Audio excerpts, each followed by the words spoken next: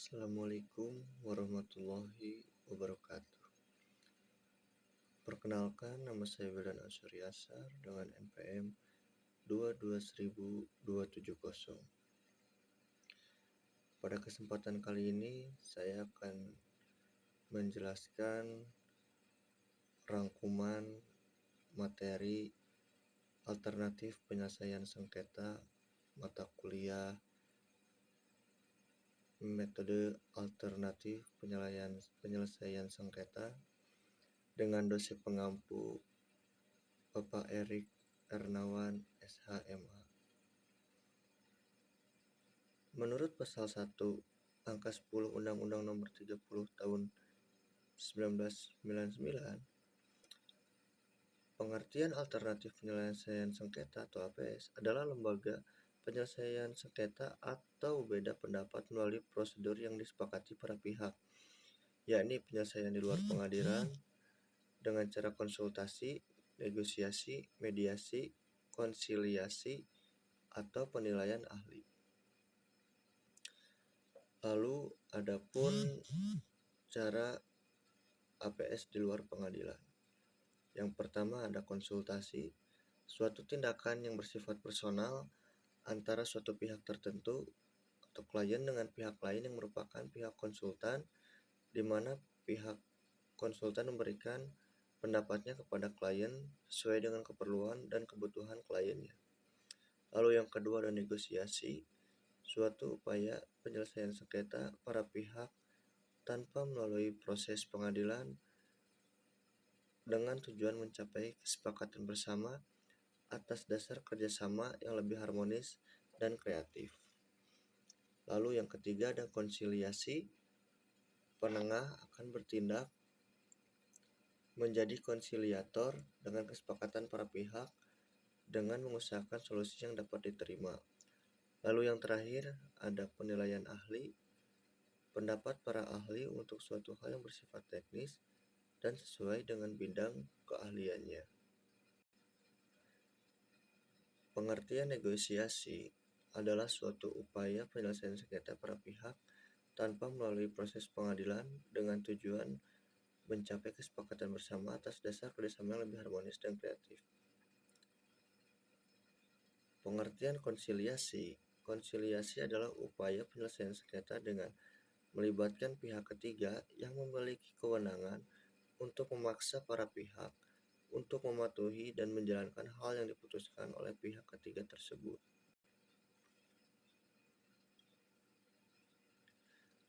Lalu ada jenis-jenis penyelesaian sengketa. Jenis-jenis penyelesaian sengketa dibagi menjadi dua. Yang pertama adalah litigasi, yaitu adalah suatu sengketa yang proses penyelesaiannya dilakukan di dalam pengadilan. Lalu non-litigasi ada suatu sengketa yang proses penyelesaiannya dilakukan di luar pengadilan, lazim disebut alternatif penyelesaian sengketa atau alternative dispute resolution atau ADR. Dengan cara selain arbitrase juga dapat dilakukan dengan cara negosiasi, konsiliasi, atau mediasi. Lalu apa saja APS yang ada di Indonesia? Pertama, ada Dinas Tenaga Kerja dan Transmigrasi. Dinas Tenaga Kerja dan Transmigrasi mempunyai tugas membantu melaksanakan urusan pemerintah bidang tenaga kerja dan urusan pemerintah bidang transmigrasi yang menjadi kewenangan daerah dalam bidang alternatif penyelesaian sengketa. Dinas Ketenagakerjaan menawarkan penyelesaian hubungan industrial melalui proses mediasi agar tidak memasuki tahap litigasi. Lalu yang kedua ada BPSK atau Badan Penyelesaian Sengketa Konsumen, yaitu merupakan instansi yang menyelesaikan sengketa pelaku konsumen dengan konsumen, yang melayani aduan sengketa barang dan sengketa jasa. BPSK hanya menangani kasus perdata saja, yang umumnya bersifat ganti rugi langsung yang dialami oleh konsumen akibat kelalaian pelaku usaha. Proses penyelesaian sengketa BPSK yaitu dengan cara pertama adalah mediasi, kedua konsiliasi, dan terakhir arbitrase. Lalu yang ketiga ada DLH atau Dinas Lingkungan Hidup. DLH adalah lembaga pemerintah daerah yang bertanggung jawab dalam pengelolaan lingkungan hidup di wilayahnya. Dinas ini berada di bawah naungan pemerintah daerah dan memiliki tugas dan fungsi dalam mengatur, mengawasi, dan mengendalikan pengelolaan lingkungan hidup. Lalu ada ruang lingkup alternatif penyelesaian sengketa. Sengketa yang dapat diselesaikan melalui arbitrase hanya di bidang perdagangan dan menangani hak yang menurut hukum dan peraturan perundang-undangan dikuasai sepenuhnya oleh pihak yang bersengketa, sebagaimana pasal 5 ayat 1 Undang-Undang Nomor 30 Tahun 1999. Lalu sengketa perdata sebagaimana dimaksud pasal 6 ayat 1 Undang-Undang Nomor 30 Tahun 1999. Lalu kunjungan pada saat ke arbitrase. Badan Arbitrase Nasional Indonesia atau BANI merupakan lembaga untuk memfasilitasi penyelesaian sengketa bisnis dan perdagangan. Pasal 5 ayat 1 Undang-Undang Nomor 30 Tahun 1999 tentang arbitrase dan alternatif penyelesaian sengketa.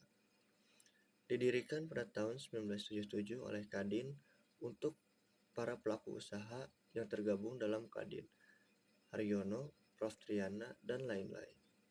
BANI Bandung didirikan pada tahun 2003 dan kini telah memiliki 8 cabang, diantaranya termasuk BANI Jakarta, Bandung, Bali Nusra, Jambi, Medan, Palembang, Pontianak, dan Surabaya.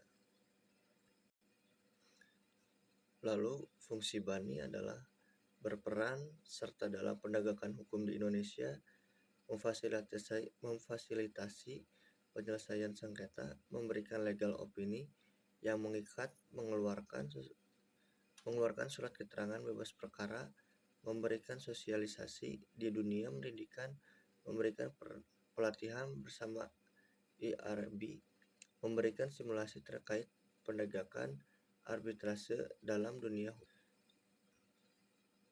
Sifat BANI bersifat konfidensial atau rahasia dan sangat menjunjung privasi kliennya, memberikan para pihak memiliki peran yang besar, otonom. BANI bersifat kooperatif dan konfrontatif. Syarat perkara ditangani BANI telah menyelesaikan lebih dari 1.500 perkara sejak didirikan. Lalu adapun fungsi BANI. Yang pertama, berperan serta dalam penegakan hukum di Indonesia. Yang kedua, memfasilitasi penyelesaian sengketa. Lalu selanjutnya ada syarat perkara ditangani BANI. Yang pertama, untuk masuk ke BANI perlu membuat kontrak perjanjian arbitrase atau klausula sebelum perjanjian terjadi dengan mencantumkan BANI sebagai choice of forum supaya BANI memiliki kompetensi atau yurisdiksi. Namun, apabila belum membuat klausula sampai setelah sengketa terjadi, dapat membuat perjanjian arbitrase.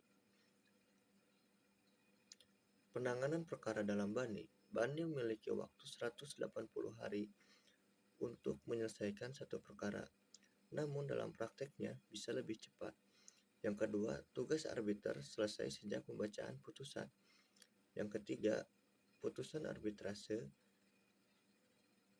harus didaftarkan di domisili sidang di mana termohon berada sesuai dengan pasal 59 ayat 1 dan pasal 1 ayat 4. Lalu kewenangan BANI sesuai dengan pasal 60, putusan arbitrase bersifat final dan mempunyai kekuatan hukum yang tetap dan mengikat para pihak.